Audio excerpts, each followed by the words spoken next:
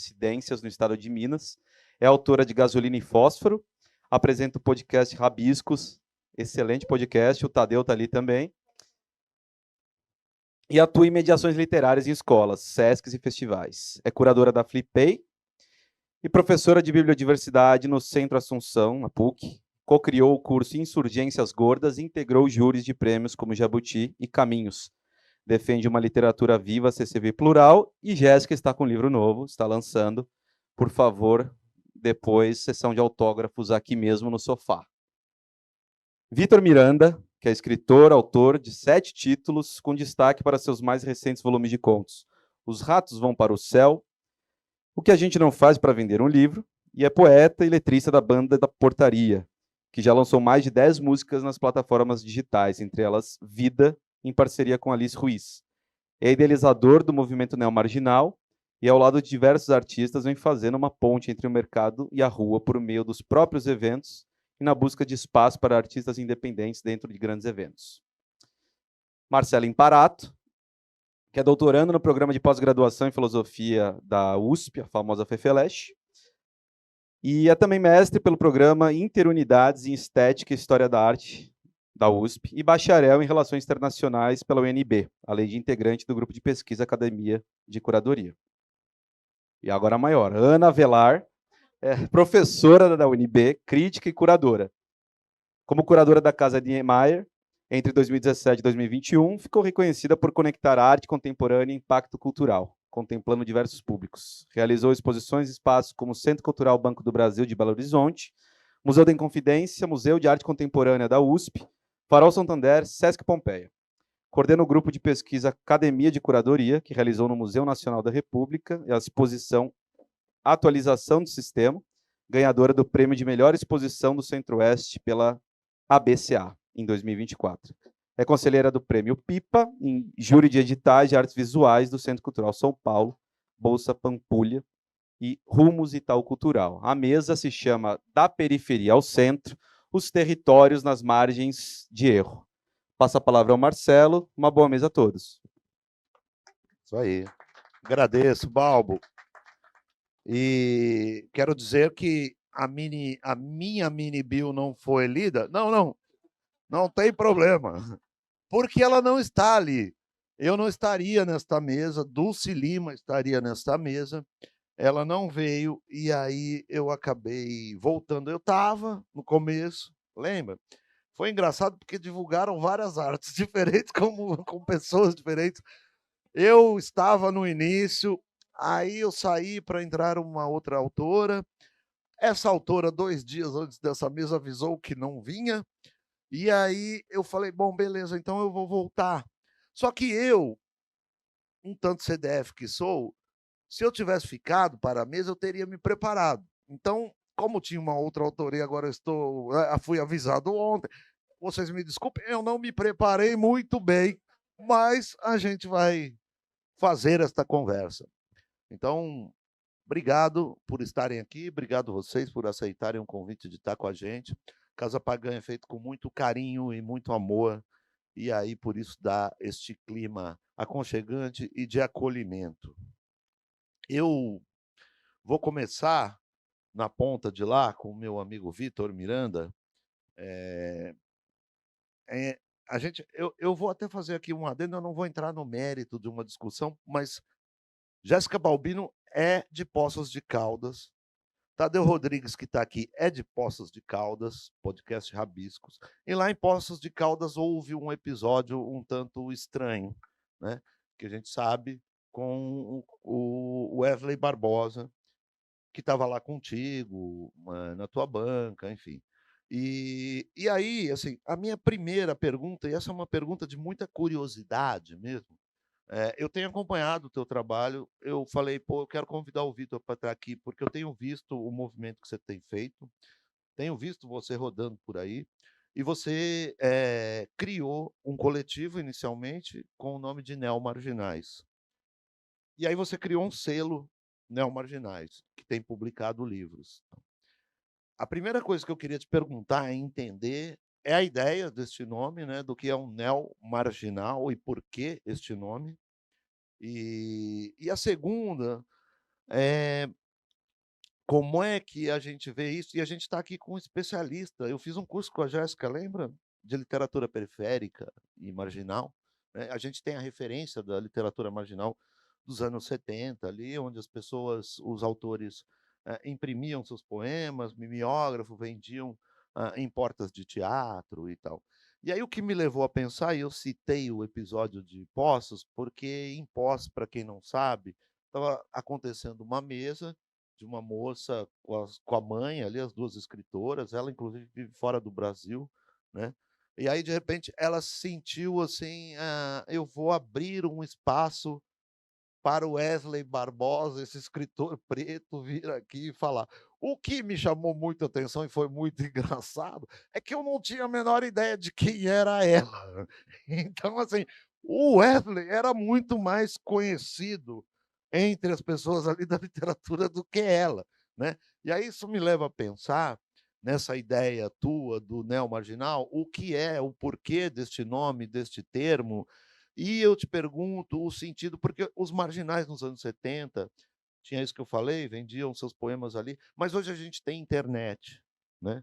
Então eu mesmo vejo coisas do selo neomarginal o tempo todo e vejo vocês circulando em grandes feiras, em grandes eventos, e o quanto, é este nome, porquê deste nome, e o quanto isso hoje ainda faz sentido, assim, quando a gente tem, por exemplo, a possibilidade de te encontrar, sabe. Eu não te vejo tão à margem como você estaria talvez se o mundo não tivesse internet.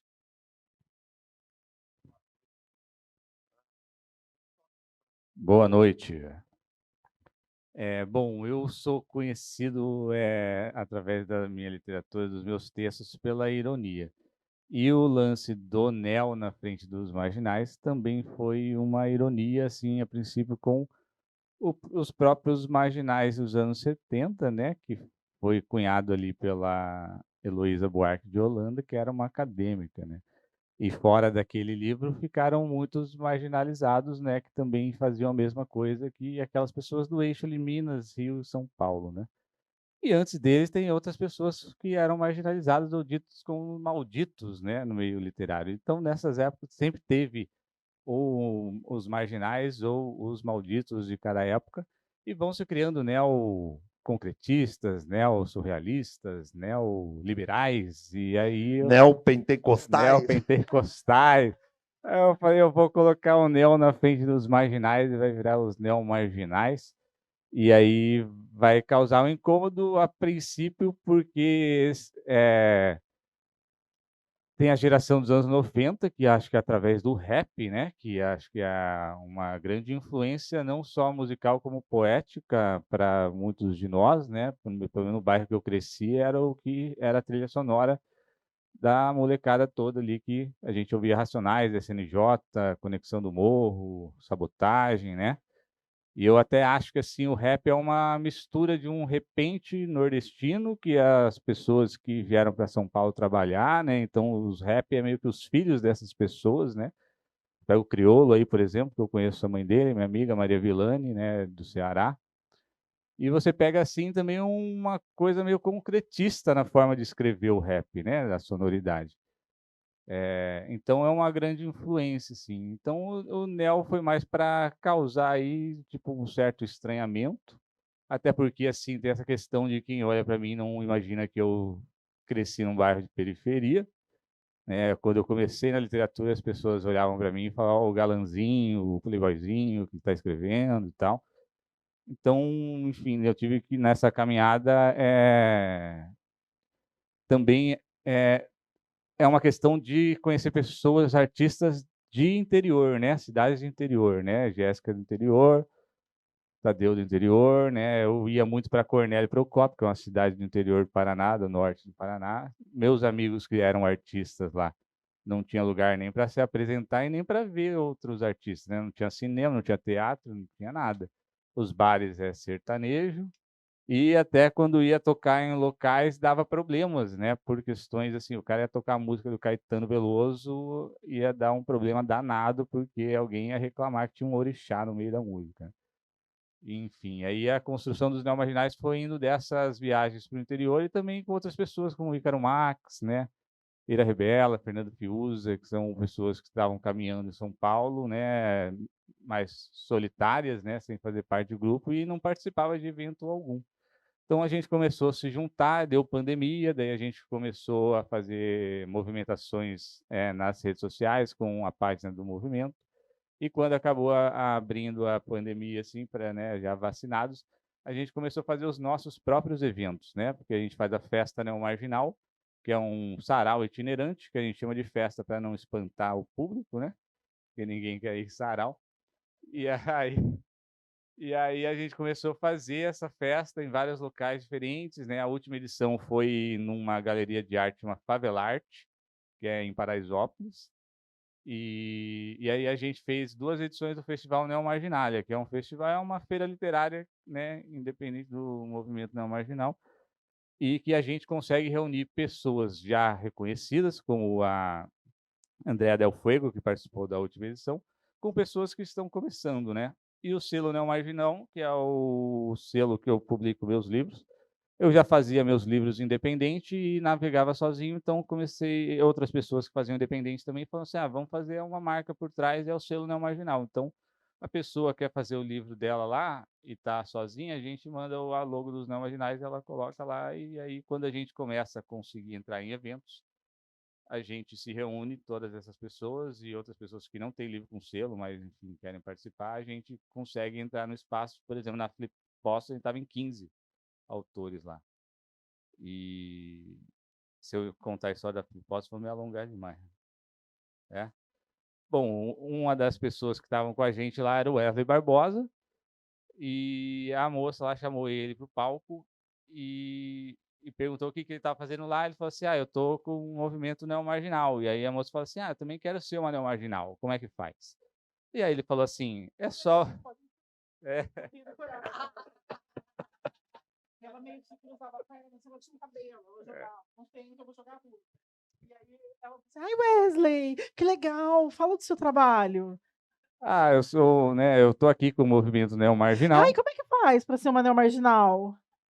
É só você ser você mesma. Ai, eu também quero, gente, mas eu nunca fui presa, né? Imagina, Camila Luz, neomarginal, agora eu sou da sociedade, né? Que tudo ela fala, né? Que tudo!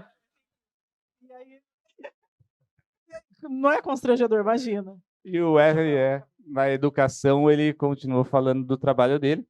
Só que a grande questão é que a gente é midiático nas redes também. Então, quando qualquer pessoa do movimento sobe algum palco e tal, tem alguém filmando. E no caso, eu estava filmando lá. E aí o Wesley desceu indignado do palco e eu falei: tô com o vídeo aqui, mano. Daí ele postou o vídeo e falou: eu nunca fui preso. E aí, assim, a grande questão é que a gente estava tentando contato com várias mídias, as pequenas fizeram entrevistas com a gente, as grandes cagaram para a gente. Depois disso, no outro dia, estavam todas as grandes lá, né? As TVs da cidade, a Globo, o Jovem Pan, enfim.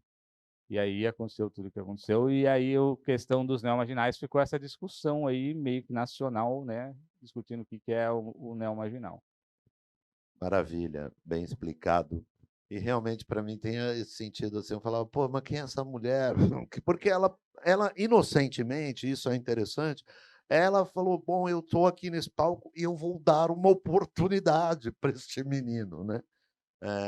Muito mais do que talvez seria mais lógico se ela pensasse, eu vou me aproveitar da figura deste menino, que está conhecidíssimo, né? Editou o livro agora do Pedro Cardoso, tem feito um puta movimento há muito tempo. Então, assim, ele era muito mais conhecido do que ela ali, e isso me chamou a atenção. Agora, você, Jéssica, que estava lá e não sabia desta tua verve de atriz, que agora representou a moça. Ai, que tudo! Você é uma pesquisadora sobre o assunto, eu já fiz um curso teu, né? E aí a gente depois, como tudo na vida vai se complicando, né? Isso acontece no rock, na música, né? Eu vou falar do rock, que é um gênero que eu gosto. Então, para mim, no começo tudo era rock, mas aí é hard rock, não sei o que, love Punk metal. rock. Não, punk rock ainda dá para entender, mas assim, love metal, não sei o que metal, e aí você fala, puta. Então, tem essas denominações todas, né? O marginal lá do começo, depois a literatura periférica, né?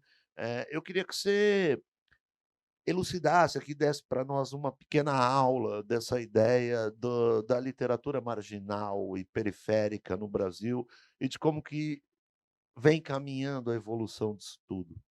Tá bom, primeiro eu quero agradecer, as presenças, a escuta, a generosidade de vocês de estar aqui dividindo a mesa, parabenizar por mais um ano da Casa Pagã, que eu sou, né, assim, fã, todo ano eu estou lá batendo na porta, querendo participar, porque eu sou dessas, então parabéns, tá, maior e melhor e que siga sendo assim, que legal. Sobre a literatura marginal e periférica, realmente, né, acho que ela ganha essa nomenclatura nos anos 70, de fato, é a Heloísa Buarque de Holanda, que faleceu esse ano, faz uns meses, que nomeia, né, de poesia marginal, não era literatura, era poesia, e ela faz uma coletânea de 26 poetas hoje. E depois ela faz uma releitura com 29 poetas, e essa releitura são só com mulheres. Haja vista que na primeira edição tem só uma mulher, que é a Ana Cristina César, que já foi homenageada aqui na Flip. E aí, depois disso, né, veio essa poesia, né, veio vindo, e teve nesse paralelo, assim, nesse meio de campo, tiveram algumas outras manifestações que foram se intensificando. Por exemplo, os Cadernos Negros, onde a Conceição publicou originalmente, e hoje é esse fenômeno, mas os Cadernos Negros se mantêm também desde a década de 60, e vem vindo, né, o livro da Carolina Maria de Jesus, que na minha pesquisa eu considero, né, o primeiro marco, a primeira favelada a publicar um livro, ser traduzida e tudo mais. E aí isso vem se intensificando na década de 90, final dos anos 90, começo dos anos 2000, quando a gente tem, de fato, esse fenômeno que são os Racionais MCs, o rap muito em alta, e sem depender de uma mídia televisiva para entrar nas casas, a gente também tem essa explosão da literatura marginal, que aí é dita como marginal. Quem dá esse nome é o Ferrez, através de uma coletânea da Caros Amigos, que chamava Literatura Marginal, mas tem um movimento acontecendo. Então, um pouco anterior a isso, acontece o Sarau do Binho, e o Binho começa com o movimento da postesia, que eles faziam cartazes e pregavam nos postes. Ao mesmo tempo, o Alessandro Buso, que é um escritor periférico, publica textos e distribui no vagão de trem, onde ele se locomovia todos os dias, e isso tudo sem que eles dialogassem, acontecendo em diferentes espaços de São Paulo, por exemplo, junto com essa explosão do rap brasileiro. Então, e aí fica datado como literatura marginal. E algumas pessoas reivindicam o nome de literatura periférica, outras reivindicam o nome de literatura divergente. É quando é publicado o Cidade de Deus, do Paulo Lins, que não gosta do rótulo, mas aí tem o boom do filme também, e aí isso vem se desdobrando. E aí começam a acontecer os saraus, começa a acontecer o sarau da Cooperifa, que é do Sérgio Vaz, que virou durante muito tempo assim, um dos saraus mais famosos do Brasil. Aconteceu religiosamente por 18 anos, toda semana, num bar na periferia de São Paulo. E aí esse movimento vai inspirando outros movimentos. Em 2008, chega o slam no Brasil, que são as batalhas de poesia, que também se intensificam depois com o boom da internet em 2013, quando mais pessoas passam a acessar a internet, quando a gente tem as jornadas de junho, esses corpos que ficavam ali e talvez não se encontrassem tanto, vão para a rua portando desejos muitos, né, assim, seja para o aborto, seja pelo impeachment, seja por que quer que fosse na época, mas que ganham as ruas, e aí esse movimento dos slams passa a ser filmado e ganha a internet também. Então tem sempre esse movimento e esse jogo entre a rua e a internet. Como é que se destaca na internet, como é que se destaca na rua, como é que vende, como é que se coloca isso. E aí vem acontecendo essa literatura, e aí há alguns anos, né, como o Vitor disse, surgem então esses neomarginais, que acho que, né, deixa um pouco de lado essa literatura marginal, periférica e tal, que a gente vive até ali um pouco antes da pandemia, ou ali o meio da pandemia, e vem com essa novidade, que eu acho que é uma galera mais jovem, que domina muito a linguagem das redes, que sabe como estar nas redes, que domina, inclusive, o feitio editorial. Eu estou publicando um livro com Wesley Barbosa. Eu conheço o Wesley há muitos anos, anos, a gente se reencontrou lá no Flipossos, dado esse episódio que eu encenei aqui, ele me chamou se eu tinha algum livro, eu, né, tinha esse texto, dei uma lapidada e a gente fez o livro em tempo recorde para lançar aqui na Flip. E é isso, assim, o Wesley é um cara que dominou o esquema do editorial sozinho, né? Assim, ele aprendeu sozinho. E eu acho que essa é a grande sacada, né? O movimento ele está presente nos festivais, nas feiras, nos eventos, e por ser muito capilarizado, ter muitas pessoas, então tem sempre alguém que está ali e que está fazendo isso, o que eu acho sensacional. Eu sou uma apaixonada, eu poderia ficar aqui muitas horas e citando vários autores e falando de várias pessoas, mas eu acho que, sobretudo, né, quando a gente quer pensar nessa literatura marginal e periférica, eu acho que é essa literatura que encontra com a rua, eu acho que é essa literatura que é muito viva, é muito pulsante, é muito do agora,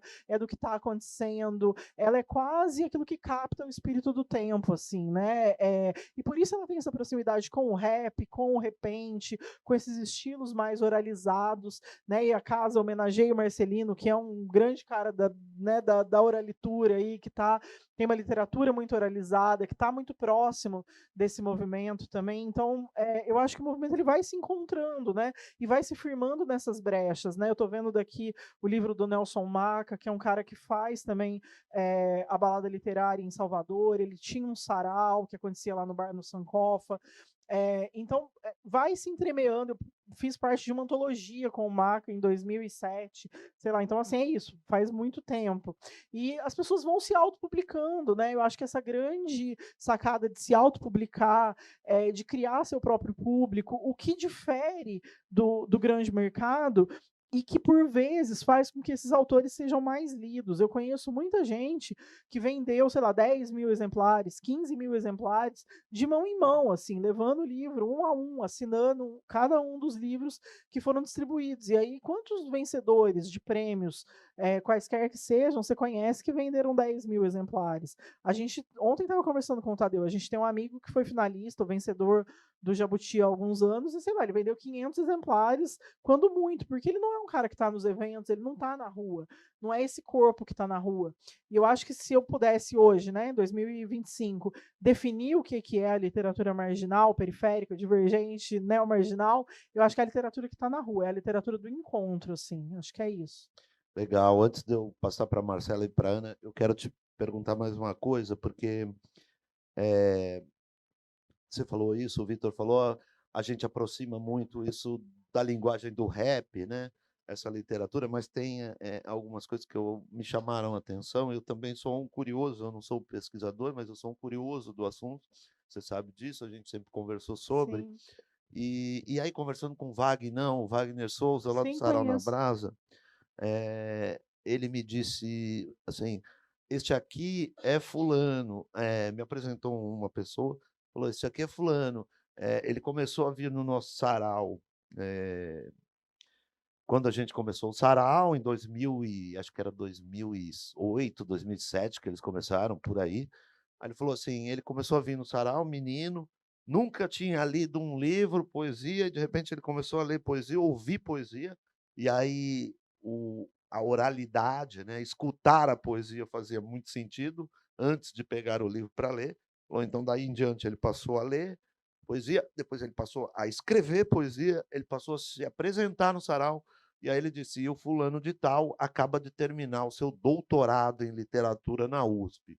Aí eu falei, porra, que legal, né?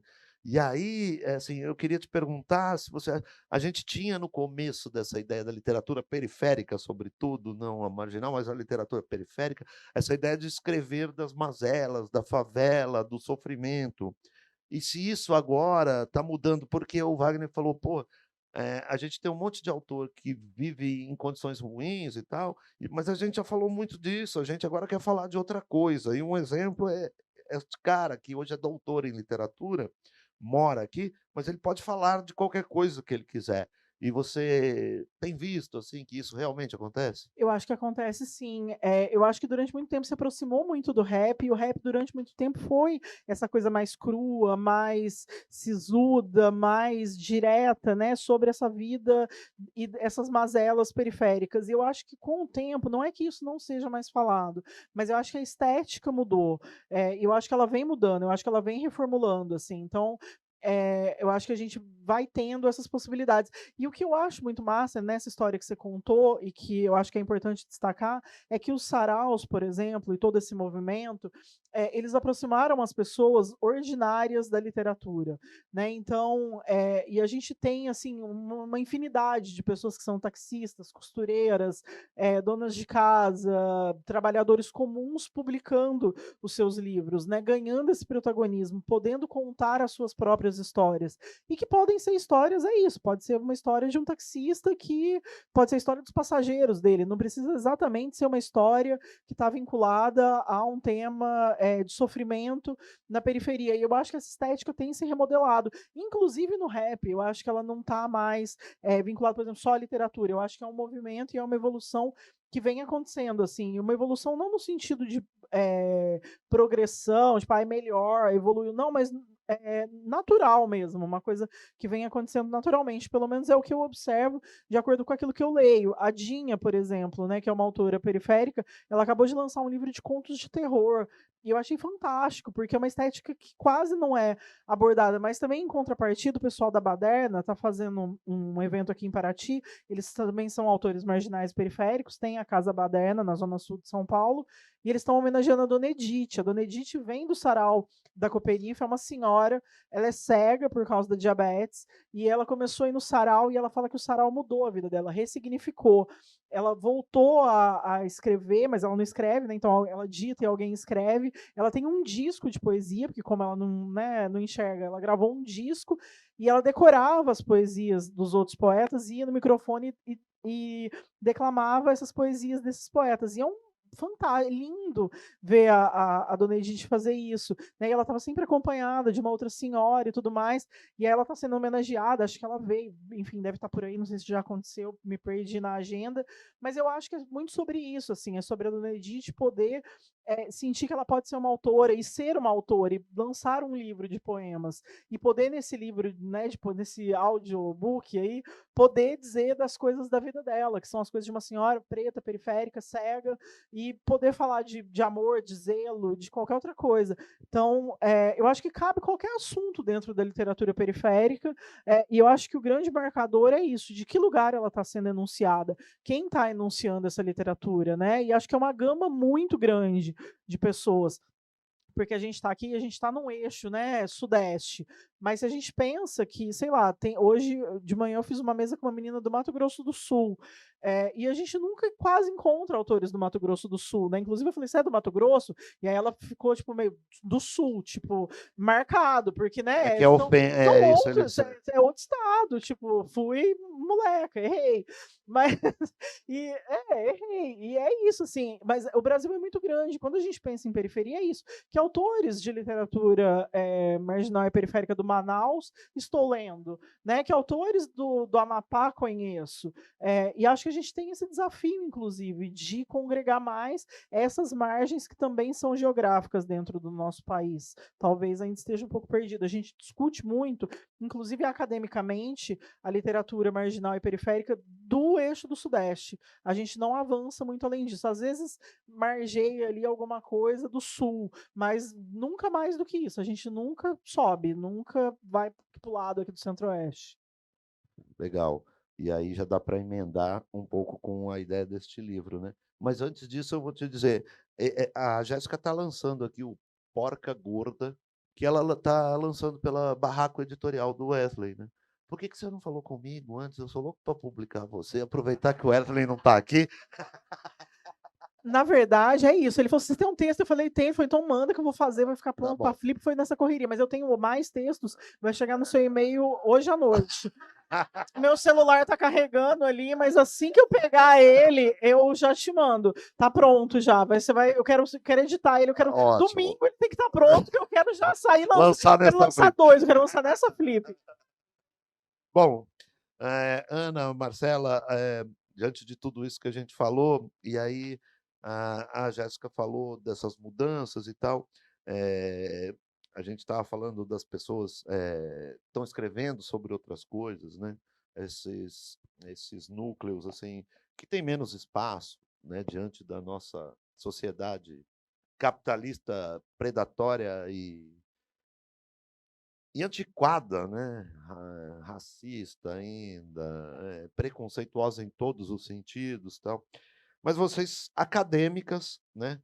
E aí pesquisaram e fizeram este livro aqui, Ativismo Curatorial no Brasil. E pelo que eu li do livro, vocês foram buscar justamente uma camada de artistas, autores, né, artistas de artes diferentes, que diferente, por exemplo, daqueles que ainda publicaram um livro e de repente estão se tornando conhecidos e reconhecidos e lidos. Vocês foram pesquisar artistas que estão completamente escondidos, assim, também numa camada que ainda não conseguiram aparecer, né? Como é que eu posso dizer? Que chegar à superfície mesmo, insurgir é bom. E aí vocês tiveram contatos com pequenos grupos, desses que a gente chama aqui de minorias, que, se a gente for ver estatisticamente, não é tão minoria assim, né? Mas eu vi que vocês foram atrás de curadores que trouxeram trabalhos artísticos dos mais diversos de grupos, né, LGBT, QIAPN+, e artistas pretos, enfim, uma diversidade imensa, mas vocês acadêmicas, né, vendo isso ali com uma lupa. Eu queria que vocês contassem um pouco e dissessem um pouco sobre isso. O livro saindo pela Miriveja, do João, que está aqui, e eu vou dizer que, olha, eu vou entregar o João. Ele falou assim, elas só podem estar numa mesa junta porque elas fizeram o livro juntos. E aí eu fiquei meio que pensando vocês duas como quase uma pessoa só. Então a pergunta é para as duas. É isso mesmo, né? Primeira coisa, também queria agradecer por estar com vocês aqui, por poder conhecê-los, e por estar nesse lugar muito especial. Imagina, a gente estava comentando hoje de manhã, assim, quando que a gente ia imaginar que nosso livro ia estar na Flip? Uau, né? Nós somos da área de artes visuais, então há movimentos correlatos, né, na área de artes visuais. No Brasil, é uma área muito menos, digamos assim, com muito menos destaque do que a literatura, né? A gente tem muito menos editais, a gente tem menos força. E a Marcela e eu, nós estávamos juntas na Universidade de Brasília, onde eu sou docente, a Marcela foi minha orientanda, e num dado momento, a pandemia, que gerou muitos projetos, né? Esse foi o nosso. Chegou para mim quando eu estava dando um curso de curadoria. E o que é basicamente curadoria, né, na área de artes visuais? É você organizar exposições. Isso parece uma coisa talvez muito simples, muito, digamos assim, em termos de gestão, né, algo desse terreno, mas é algo muito complexo.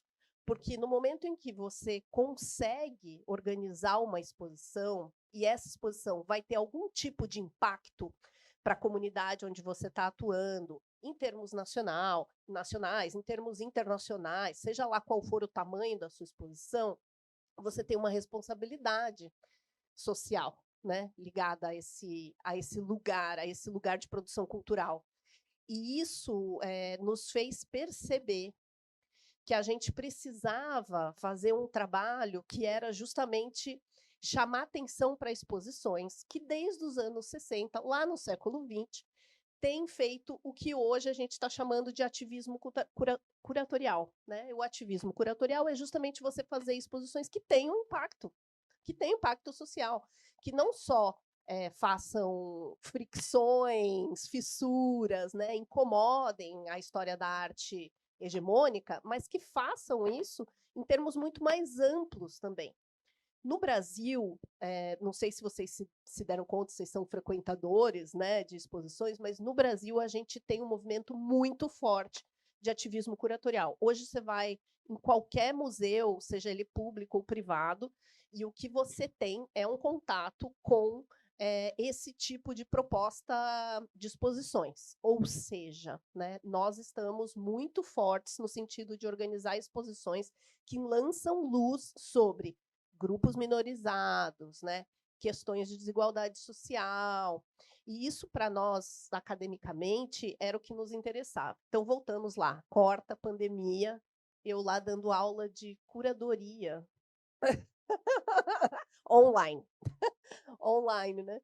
Comecei a convidar curadores e curadoras, ou seja, pessoas que fazem exposições de norte a sul do país, de leste a oeste, e dizer para essas pessoas, por favor, vem conversar com os estudantes, com as estudantes, eles estão desesperados, elas estão desesperadas. A gente tinha, não sei quem mais é professor aqui, a gente teve uma queda de estudantes enorme durante a pandemia, assim, foi um abandono devastador. Obviamente, estava todo mundo doente, desesperado, e eu pensando o que eu ia fazer para essas pessoas continuarem achando que assistir aula online podia ser algo produtivo, que isso ia ser bom e que eu ia poder garantir, né, pelo menos eu sou pequenininha, né, mas um pouco, uma formação de qualidade na universidade pública. Muito bem. Essas pessoas vieram, deram entrevistas para nós. Tem gente aqui, assim, de 30 a 60 anos que fazem exposições do jeito que dá, né? E, como eu disse, geograficamente, em vários lugares do país. E aí a gente gravou, a gente teve essa ideia, vamos gravar? Vamos gravar, porque daí estudantes podem depois assistir de novo, né? Isso é bom para a formação de todo mundo e tal. Passando o tempo, eu vou passar aqui a fala para a Marcela, né? Passando o tempo, Marcela e eu começamos a pensar em transformar isso numa coisa que pudesse dar um lastro. Porque essa noção de ativismo curatorial, embora ela circule internacionalmente, pelo menos desde o começo dos anos 2000, como algo que, de fato, na história das exposições, desde meados do século XX, tem sido uma maneira de produzir politicamente, né, fricções aí, dentro dos museus de arte no mundo inteiro.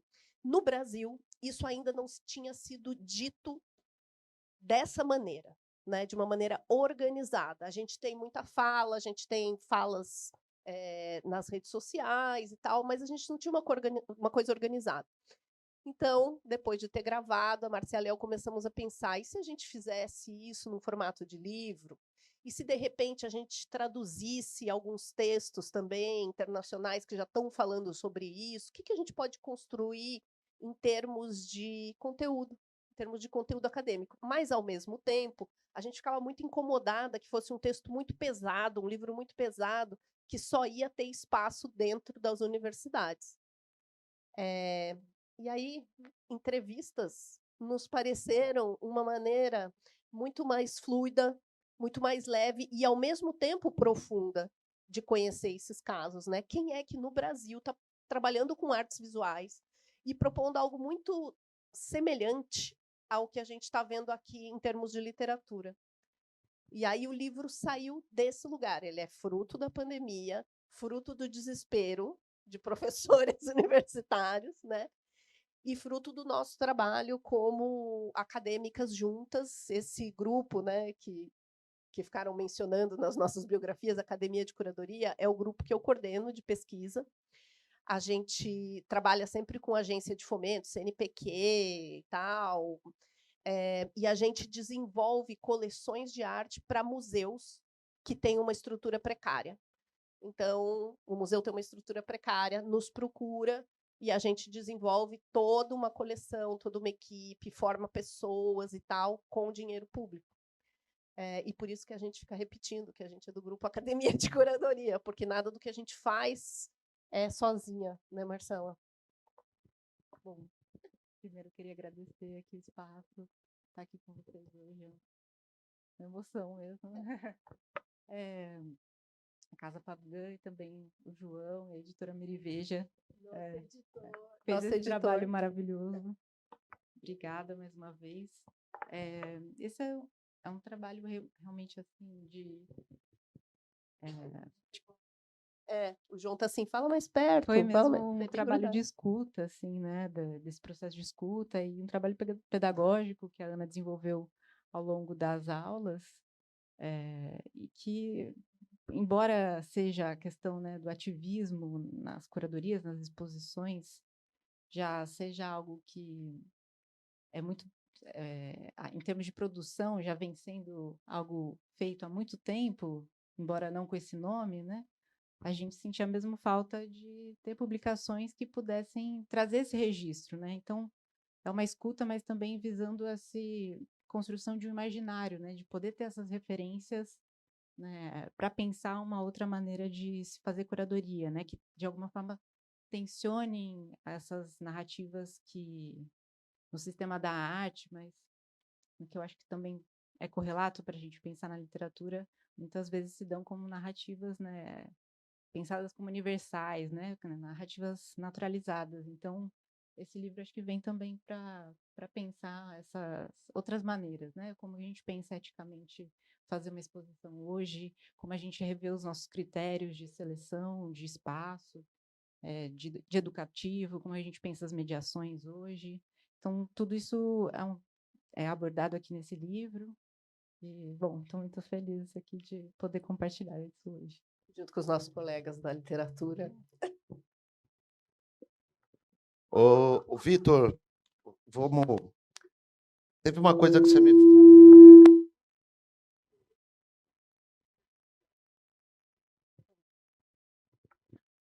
Tem uma outra coisa que me chamou muita atenção que você falou aqui, quando você estava falando no começo, que você disse assim, se o cara publicar um livro, ele quer fazer o livro dele e tal, e aí, se ele quiser pôr o selo Neo Marginal, beleza, ele põe o selo e tá ali com a gente e tal.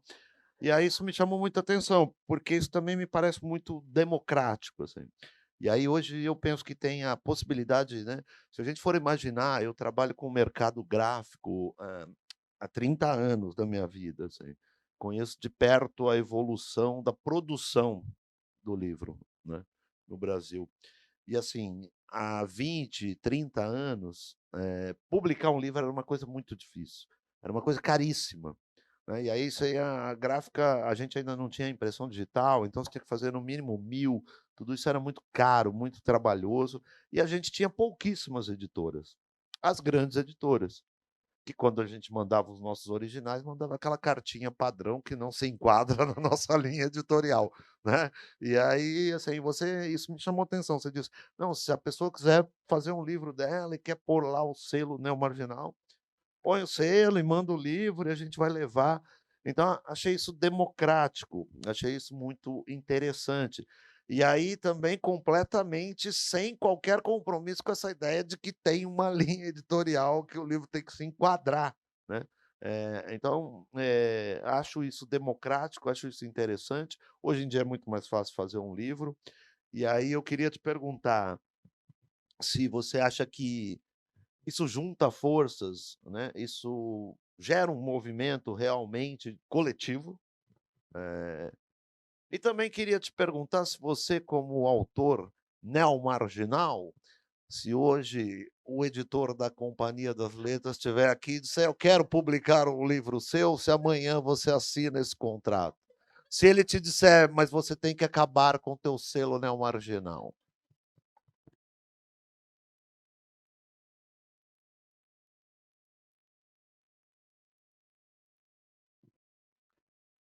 Eu sou muito fã do Jamil Sneddon, né? O Jamil Sneddon recusou, né? O meu próximo livro vai ser uma reedição de um livro que eu já publiquei, que chama A Moça Camelada sobre as Pedras de Paraty, que vai ser pela Barraco Editorial e vai sair uma parceria com o selo Neo Marginal. Assim, o que me faz pensar se uma editora viesse atrás de mim, que será que eu vou publicar? O que me faz pensar são as minhas costas, né? Porque carregar caixa para lá, para cá, o corpo começa, né, a doer. Então isso é o que me faz pensar, mas assim, eu pretendo continuar independente até por questões financeiras, né? Como eu faço independente, eu invisto meu dinheiro, eu tenho margem para, por exemplo, ter exemplares para fazer assessoria de imprensa, para fazer doações, para trocar livros com outros autores, né? Eu estou fazendo doações agora num programa do do Afonso Borges, do Sempre um Papo, que ele fez o programa Palavra Justa para fazer doações para bibliotecas prisionais de Minas Gerais. Aí como eu tenho essa margem, eu estou enviando os livros lá porque, né, a leitura nos presídios ajudam eles a reduzirem a pena, né? Então, eu pretendo uma ideologia, né, e uma utopia, acho também, não continuar independente, Isso né? está sendo gravado, hein? É, é. Eu tenho conversado muito com o Wesley sobre isso também, porque o Wesley, como está muito conhecido também, ele também fica pensando sobre isso. Será que eu vou? Será que eu não vou? Eu acho que assim a gente tem que acreditar que o movimento, né, não o movimento da Marginal, mas o movimento dos independentes, né, das editoras independentes, que isso pode modificar todo um mercado, né? E a gente não ficar dependendo dessas grandes editoras e para estar num lugar, né, num local, num evento, lá numa programação oficial de um evento, só porque a gente está numa grande editora, né? Acho que construindo os próprios eventos também, eventos independentes, a gente pode ser que um dia não precise mais disso, né? De grandes editores, de grandes eventos que ainda trabalham nessa politicagem, né? Então, a minha ideia é continuar, até porque eu posso escrever o que eu quiser, eu mesmo posso editar, ou posso convidar, contratar aquele amigo, mestre, né? Por exemplo, no meu livro anterior de poemas, que chama Exátomos, eu contratei o meu mestre de poesia, que é um poeta de Curitiba chamado Ricardo Pozzo, e ele editou o meu texto, me ajudou a pensar o texto, porque ele fala que eu sou preguiçoso. Então eu falei, então eu vou te contratar para fazer eu não ser preguiçoso. Ele ficava me provocando a lapidar o poema até chegar numa forma que não, acho que nunca chega na forma, né? Mas enfim, até a gente desistir do poema, né? E então eu pretendo continuar independente. E aí o selo é isso, eu acho que é democrático, né? Hoje tem algumas pessoas já que publicaram com o selo, né? O Ícaro Max está aqui. A Fernanda Fiuza, a estreia dela na publicação de livros, né, com poemas mundanos pelo selo Neo Marginal, né, a nossa coleção de plaquetes. E a Graziela Brum também, o Didi Metamorfose, que é um companheiro de Grazi. Tem as nossas coleções não marginais, que é um jeito da gente conseguir reunir poetas de outros lugares. Ali, essa é a primeira, tem poeta de Portugal, poeta do Piauí aí, ou está no segundo, né? Enfim, tem poetas de vários lugares do Brasil e até de fora. Então, porque muitas vezes, como as pessoas que acabam organizando os eventos dos neomarginais estão mais aqui em São Paulo, Curitiba e tal, a Beth está também, nossa mestra. E então a gente faz essas outras maneiras de conseguir trazer poetas que estão longe para essas publicações. E aí as pessoas já estão, né, mais algumas pessoas estão interessadas em fazer essas publicações com o selo. Porque é muito assustador mesmo, você fala assim, eu vou fazer independente, mas aí o que eu vou fazer com o livro, né? Muitas pessoas não têm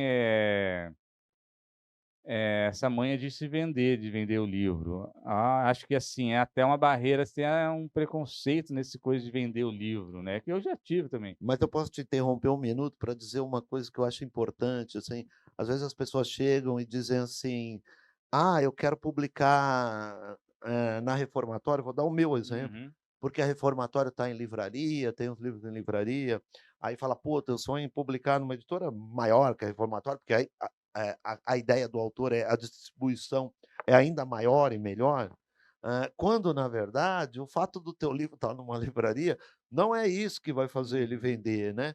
Você chega numa livraria, por exemplo, como era a Cultura lá na Paulista, quando existia ainda, e aí ali tinha 60 mil títulos. Eu dizia sempre para os autores, olha, para alguém que não te conhece, que não teve uma indicação, que nunca ouviu falar do teu livro, chegar lá naquelas estantes, puxar o teu livro e falar, eu vou levar esse, isso é mais difícil que ganhar na loteria. Puta que pariu, né? Então, assim, uma pessoa que sai vendendo os teus próprios livros, vende muito mais livros, às vezes, do que um autor que publicou na Companhia das Letras, que está sentado em casa esperando o livro dele ser vendido. As coisas não funcionam assim. Tem um camarada, Gabriel, não sei se está aí, publicou um livro chamado Barbaridade, Gabriel. Ele lançou o livro lá na Feira do Livro, na tenda da Patuá. E eu estava lá vendendo os livros, daí ele colou lá, a gente já se conhecia no Instagram, ele falou, estou lançando meu livro. Aí eu dei uns toques para ele e falei, mano, você vai fazer o quê hoje? Daí ele falou, nada. Eu falei, então fica aqui, mano, e vende teu livro aqui, porque senão não vai vender. Esse, em 2 dias você vendeu quantos livros? 30 livros lá, entendeu? Então é isso. Aí, Terminando a mesa, está aqui para autografar, inclusive. eu acho que o que as pequenas editoras independentes sofrem muito, até que os autores, né, muitos autores reclamam, mas meu livro não vende, mas assim, o editor já é um heroísmo ser o editor, né, de editoras independentes. Não dá para o cara ficar vendendo seu livro, tem um monte de gente para vender. Então, quem vende livro mesmo é o autor. Então, acho que os autores até têm que pensar nisso, né? Mesmo se for publicar por editoras. É você que vai vender o livro, né? Carregando o livro embaixo do braço, divulgando o livro. Ou pelo menos falando, assim, eu tenho um livro que é o meu recorde, do livro menos vendido da editora, que é um livro bom, eu gosto, tal. E aí, assim, vendeu 14 exemplares no lançamento e nunca mais vendeu um exemplar. Aí um amigo ainda me perguntou, porra, mas esse cara não tem família, não? Eu falei, porra, a mãe dele comprou 3 desses 14. Agora, ele era um cara, assim, o cara não tem nenhuma rede social, o cara não usa nem o WhatsApp. E qualquer coisa que eu chamava ele, falava, pô, vai ter um evento em tal lugar, vamos lá. Ah, não, eu não falo em público. Ah, não, eu não saio de casa. Ah, não, eu não quero me expor. Né? Então é isso que você falou realmente. O autor vende livro. O papel do editor é facilitar que as pessoas encontrem estes livros. E aí, Jéssica, diante disso tudo, ao mesmo tempo a gente teve esses autores que começaram publicando seus livros independentes, o próprio Ferré, Sérgio Vaz, né? Entre outros, que hoje estão em grupos editoriais grandes, como a Global e tal. E aí a gente tem toda essa ideia das pequenas editoras, a gente tem os coletivos de publicação independente. Como é que isso tudo se encaixa nessa cena? Eu gosto muito, né, dessa ideia de ser marginal e permanecer marginal, assim, mas eu entendo que chega um momento que é isso que o Vitor falou, né? As costas pedem arrego, né? Mas não só, eu queria usar um exemplo que eu acho que é muito válido para essa conversa. A Aline Bay, por exemplo, acho que todo mundo aqui conhece a Aline Bay. Ela publicou o primeiro livro dela pela editora Nós, que é uma editora que não é muito grande. Tem aí sua importância, mas não é uma editora, né? Não é uma Companhia das Letras, não é a Todavia, é uma editora pequena. E ela levava o livro dela em todo e qualquer evento que ela ia, e ela ia em todo e qualquer evento. E não só, a pessoa curtia um post dela sobre o tempo, ela ia no inbox daquela pessoa e oferecia o livro né? dela. Rede Às social. vezes ela te oferecia uma semana 10 vezes. 10 vezes o mesmo livro, porque você curtia 10 posts dela. E aí você comprava o livro, às vezes você nem. Porque você. Né, assim, e ela sempre falava: depois que você comprar, você tira uma foto e me marca. E ela repostava. E aí isso foi criando esse movimento, o que fez com que. Não que o livro não seja bom, eu acho o livro muito bom. Mas com o que fez que ela chegasse numa grande editora. E aí vendesse muito, porque ela criou essa figura e essa persona e tudo mais. E eu acho isso muito interessante. Você trouxe o exemplo, né, do Sérgio Vaz, mas é isso, eu acho o Sérgio Vaz, por exemplo, num grande grupo editorial, mas ele entrou na Global, a Global era menor que a Reformatório. Não, em termos de, não de investimento, mas de acesso e de estar distribuindo e tudo mais. Mas ele se vendeu, ele foi vendendo os próprios livros dia a dia. E eu penso que esse é um trabalho que nunca acaba. Então não interessa se tiver alguém aqui da companhia, sim, quero publicar, mas e de uma grande editora também. Pode ser reformatório, já recebi esse convite, ser intimada, vou mandar meu texto, mas assim, quero, só que eu tenho essa sensação de que se você não tiver com o livro, quantas vendas que você perde porque você não está com o teu livro na mão, né? É sempre uma venda perdida, porque você está com o livro, pode ser qualquer coisa, pode estar jantando, você pode encontrar alguém que você vai dar esse livro, que você vai fazer uma venda desse livro, não importa, né? Acho que é um movimento muito constante. E eu acho que quando você entende, quando você vem de uma literatura que é independente, que é marginal, que é periférico, você já tem isso com você. Então não é uma grande questão se vender, não é uma grande questão você vender o seu livro. Pelo contrário, você quer muito ser lido, você precisa vender, porque às vezes aquela grana do livro vai pagar o teu jantar, vai pagar o teu transporte de volta, vai fazer alguma coisa. Então, assim, vender o livro, é valer na vida vender esse livro. O que eu não estou romantizando, mas que eu acho que tem uma verve que é muito diferente de um autor que já estreia numa grande editora, ou de um autor que não precisa correr atrás de vender os próprios livros, ou tem uma profissão secundária, né? Eu acho que a grande maioria, assim, o Vitor, o Wesley, as pessoas que estão fazendo a literatura, né, neomarginal atualmente, estão fazendo isso da vida, né? A vida deles é vender os livros, é viver de literatura, é estar nos espaços, não se tem uma segunda fonte de renda. Então, assim, comprem os livros, porque, né, depende-se disso, né? Ninguém tem, não é um cargo público e a pessoa escreve por hobby ou qualquer outra coisa. Então, é super importante estar nessa movimentação. É isso, é valer na vida. Esse livro vale a tua vida. O que é fantástico, porque você está apostando em literatura num país que tem um dos piores índices de leitura, né, assim, do mundo. E que contraponto que é esse, né? Porque a gente está numa grande festa literária, fazendo um festival que é totalmente marginal, que está acontecendo aqui dentro dessa casa e não tem qualquer, ou tem toda ligação, mas com o que está acontecendo ali no auditório da Matriz. E as coisas estão acontecendo, as coisas estão entremeando, mas eu penso que o modus operandi de uma grande editora, de uma pequena editora, de um selo, vai ser o mesmo. Você tem que divulgar teu livro, você tem que estar distribuído, tem que estar nos espaços. O que vai diferenciar é que numa grande editora vão contratar pessoas para carregar suas caixas. Numa pequena editora, eu tô com essa sacola que eu não tenho mais condição. Vocês têm que comprar meus livros, porque senão eu não vou chegar no fim da noite, gente. É isso. Boa. Vamos Contar uma agilizar, anedota hein, que a aqui, gente está chegando no uma nosso horário. anedota rápida. Minha primeira venda aqui na Flip, eu estava carregando a caixa pesada pra cacete. Tenho duas testemunhas aqui. Tava muito pesado. E eu tava andando com a caixa assim, e eu tô lá na Praia do Pontal lá. E aí eu vi um casal assim, meio que tava vindo para cá, tava estacionando o carro, e aí quando eu passei por eles, tava tão pesada a caixa que eu não aguentei, soltei, os livros caíram todos. Ficaram nós três aqui, eu, Bárbara e o Ícaro pegando os livros. Aí o casal falou assim: "Precisa de ajuda?" Aí eu falei assim: "Preciso. Compra um para ficar menos mais leve." Por sinal, eu não sei o que eu recebi mais, viu, ô Jéssica? Se foi a Aline Bey me oferecendo o livro ou se é o Vitor Miranda pedindo collab no Instagram. É, bom, a gente está falando dessa coisa de livros, a gente falou que hoje em dia é muito menos difícil e muito mais barato produzir um livro, mas eu imagino que na artes plásticas, porque eu acho que a literatura a gente tem ali, o Marçal Aquino diz que uma grande editora lança, quando uma grande editora lança um livro de autor brasileiro contemporâneo vivo, normalmente a tiragem média é de 3.000 exemplares.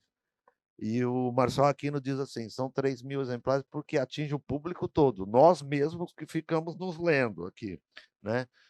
Mas a gente consegue hoje fazer uma autopublicação, publicar e tal. Na Flip do ano passado, a gente estava aqui no último dia, no domingo, e de repente entra pelaquela porta ali a Camila Pitanga.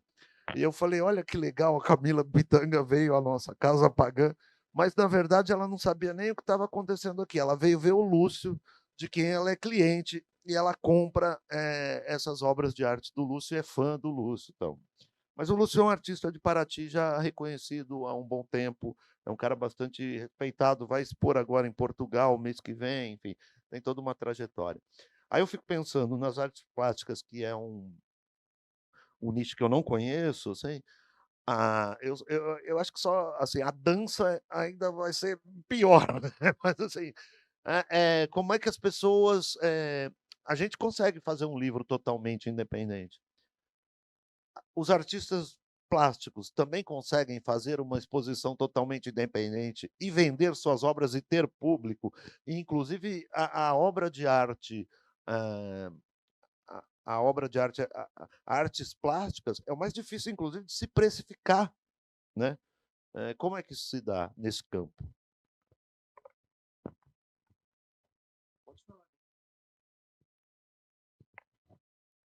Vamos fazer um jogral? Não. Não, porque essa pergunta é muito difícil, né? Então, como eu estava explicando para vocês, a gente faz projetos para museus super precarizados. O que é a regra, digamos, de 99% dos museus brasileiros hoje, certo? Né? Então, vocês imaginam o que é fazer uma exposição sem quase nada, sem equipe, sem subsídio, às vezes sem estrutura de reserva para cuidar das obras. É uma loucura, gente. Isso é uma loucura. A gente está perdendo o nosso patrimônio, tá? Não quero ser alarmista, mas assim, a situação é realmente muito ruim. Do nosso lado, o que a gente faz como pessoas que fazem exposições?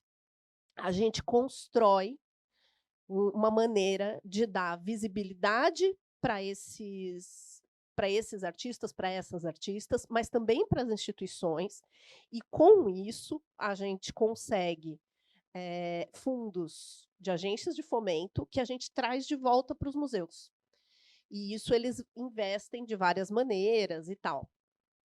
No que concerne diretamente artistas, né? Então, a artista que está trabalhando no circuito brasileiro hoje. É dificílimo viver como artista. Tenho que dizer a verdade para vocês. Assim, é terrível, é muito difícil. A inserção dentro do sistema das artes visuais no Brasil, tem uma socióloga da arte francesa, que é muito traduzida aqui hoje, inclusive pelas teóricas feministas da arte brasileira, e ela diz, se você não domina os códigos para entrar nas artes visuais, se você não sabe com quem falar, como falar, por que faculdades passar, com que galeristas ser representado, você não vai entrar.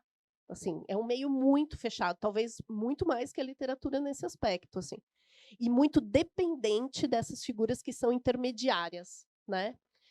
Isso no mercado. O que tem acontecido, que para nós é muito interessante, que são os movimentos que a gente apoia?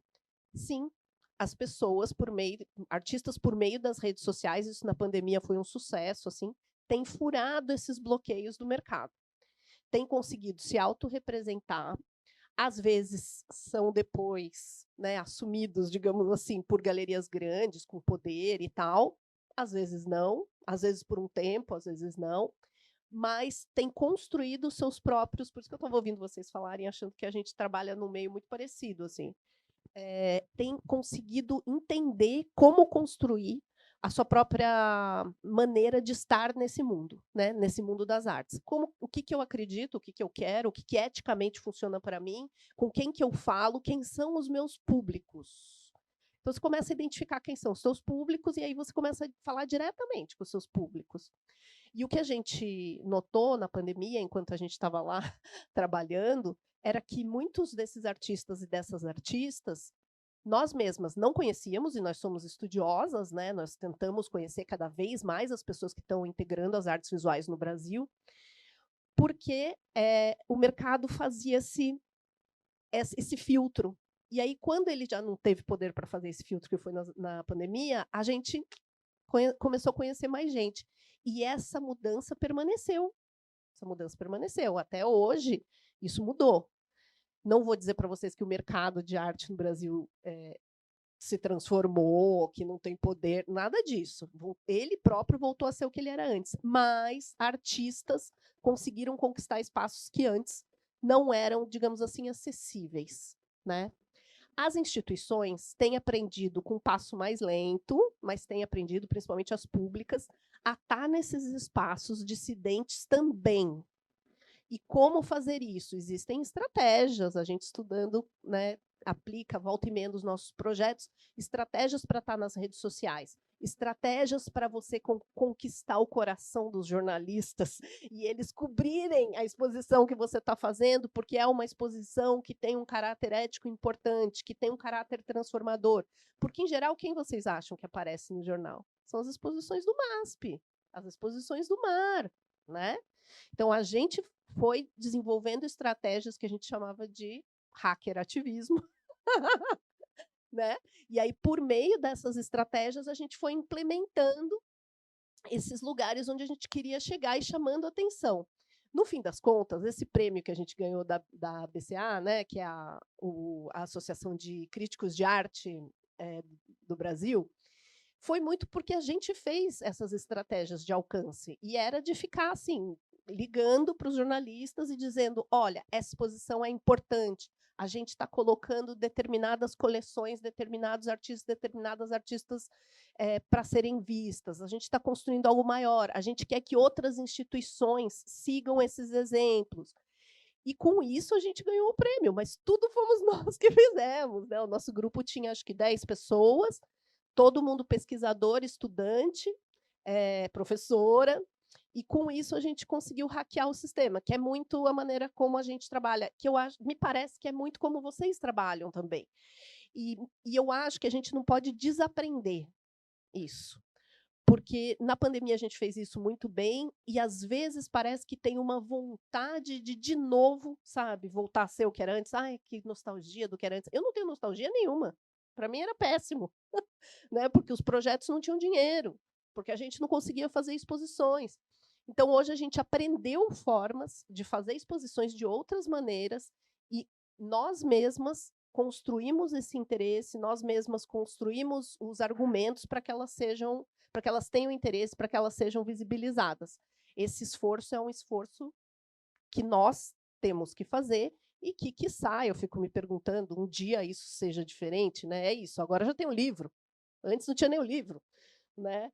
Então, eu acho que a dimensão do nosso trabalho, ela não vai ser vista daqui 2, 3 anos. Ela é vista daqui 10 anos, talvez daqui 15 anos, e a gente vai deixando essas marcas. Arrisco dizer que só depois que vocês estiverem mortas. Concordo.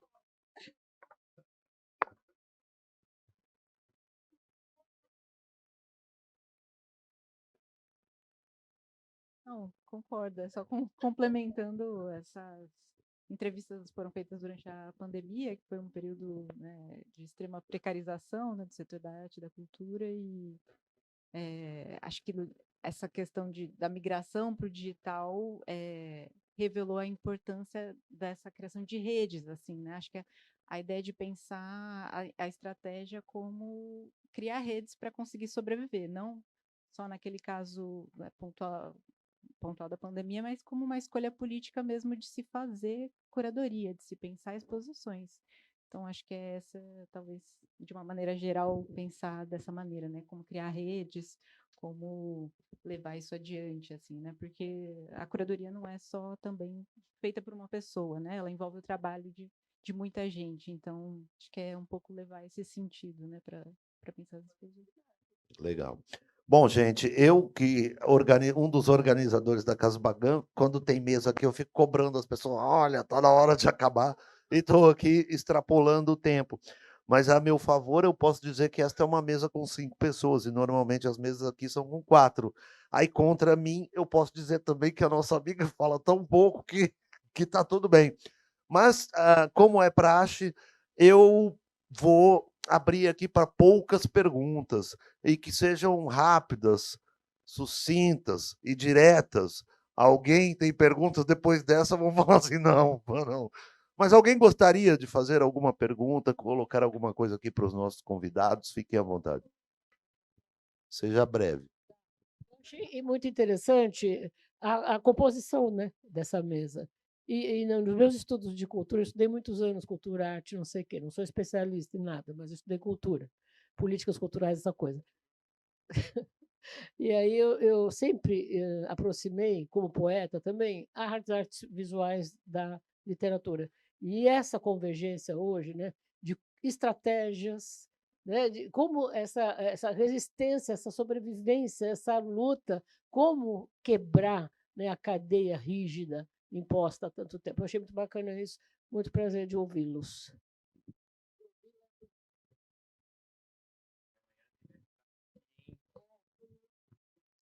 Amanhã tem Bete em Mesa aqui sobre poesia. Bom, gente, eu queria agradecê-los. Eu preciso agradecer o Lúcio Cruz, artista de Paraty, que nos abre as portas e nos recebe na Casa Pagã. Eu preciso agradecer este ano os apoios do Diálogos Embalados, o apoio da Gráfica Viena e o apoio e parceria com o Clube de Ficcionistas. Sem eles, a gente não realizaria esta casa ou ia realizar, como no ano passado, tendo que fazer campanha coletiva e ficar implorando para os mesmos amigos apoiarem sempre. Eu não aguentava mais. Então, mas agradecer também todos vocês. Agradecer a vocês, convidados dessa mesa, amigos, foi uma delícia para mim. É isso. Valeu.